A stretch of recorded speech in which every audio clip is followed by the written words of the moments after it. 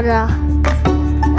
Hola, me llamo Virginia, ella se llama Emma, tiene 4 años. Cuando nació, ella estuvo ingresada en neonatos en Sant Pau y allí descubrimos lo importante que era la donación de leche. Y estuvimos donando leche hasta que ella tuvo 10 meses y estoy muy orgullosa de formar parte de esta familia y de que ella también haya podido ayudar.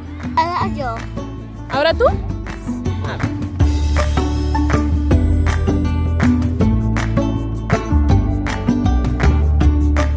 Jo soc la Cristina i vaig tindre l'Eiden Llunai a la Vall d'Hebron.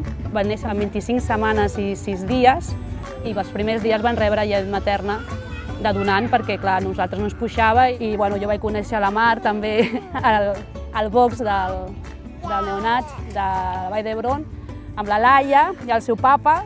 Barret d'haver nascut prematurs ens vam fer amics.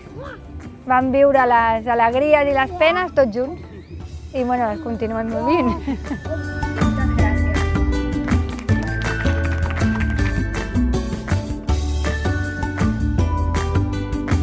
Vaig començar a guardar llet amb un congelador vertical perquè en tenia molta i vaig haver de comprar una altra perquè en tenia massa i llavors una amiga ens va comentar el tema del banc de llet. Vam preguntar a Vall d'Hebron, ens ho van explicar superbé.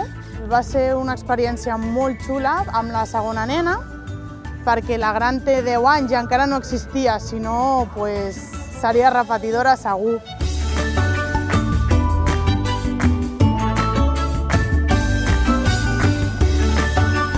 Soc mare de bessons, del Roc i la Fiona, aquí tenim a la Fiona. Van néixer prematurs, amb 33 setmanes i 5 dies, a Sant Pau.